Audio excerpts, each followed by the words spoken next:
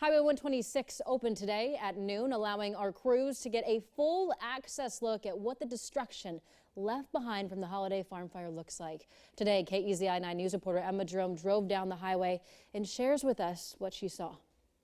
Until this morning, the farthest we could go was here at the Smoky Bear sign in Walterville. But with Highway 126 reopened, we got our first opportunity to drive through the wreckage from Eugene all the way through Blue River.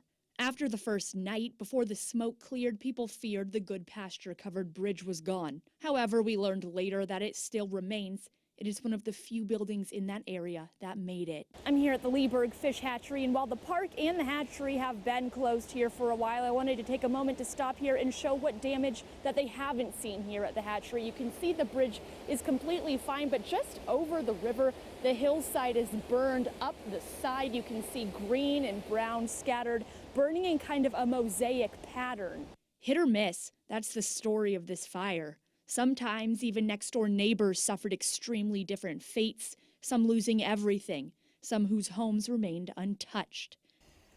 I can't even begin to express the quickness of the fire. It was just so fast. Barbara Emanuel was working at the Hoiday Farm when the fire that would soon take its name began. Today we caught her at a property she knows very well. By now we've driven through the entire town of Blue River, which, as you know, was completely consumed by this fire. And I want to give you guys real examples of just how random this fire was. As you can see next to me, there is a completely unrecognizable bus. You can see the tires were just completely shredded by this blaze. And if you want to take a look across the street, just to show how unpredictable fire can be, there are some cars that were burnt completely to the ground, others that still have their wheels. But as you can see beyond that, it goes to show that nothing in this area survived this blaze. Now, this was a shop residence that was used for all kinds of things, you know, because it was an old gas station and it had every